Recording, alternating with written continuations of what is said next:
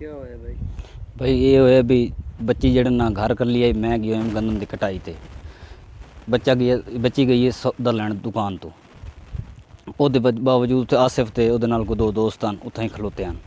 ਬੱਚੀ ਨੂੰ ਕਵਰ ਕਰ ਲੈਣ ਵਾਪਸੀ ਜਿਹੜੇ ਸੌਦਾ ਲੈ ਕੇ ਹਟੀ ਕਵਰ ਕਰਕੇ ਤੇ ਲੈ ਗਏ ਉੱਥੋਂ ਜਿਹੜਾ ਮੱਕੀ ਅਸਲਮ ਰਾਈ ਦੀ 5 ਏਕੜ ਉਹਦੇ ਵਿੱਚ ਲੈ ਗਏ ਦੋ ਬਾਰ ਖਲੋਤੇ ਰਹਿਣ। ਇੱਕ ਜਿਹੜਾ ਆਸਿਫ ਆਈ ਉਹ ਬੱਚੀ ਨੂੰ ਲੈ ਕੇ ਅੰਦਰ ਦਾਖਲ ਹੋ ਗਈ ਹੈ।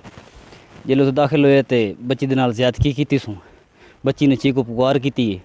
ਨਾਲ ਗੰਦਮ ਦੀ ਕਟਾਈ ਹੁੰਦੀ ਪਈ ਉੱਥੋਂ ਦੋ ਬੰਦੇ ਆਏ ਨੇ ਉਸ ਟਾਈਮ ਆ ਕੇ ਆਸਿਫ ਨੂੰ अंदर बेच मक्की दे वड़े ना आसिफ ज़्यादती करेंदा पिया आसिफ ना पकड़ के इं समझ ली उधर नाल उन्होंने पैरे शैरे या जिमें लाल मिन्नत ज़रिया करेंदा रही उन्होंने बाजान किया उन्होंने पहले बाद उन्होंने धमकियां देवन पै गई है मैं तुम्हें फैर मार दसा यूँ कर अगर तुम दसिया तो इस वाक़े जिन्ना मैं सब के FIR करवाई है साड़ी पुलिस ने कोई गल नहीं सुनी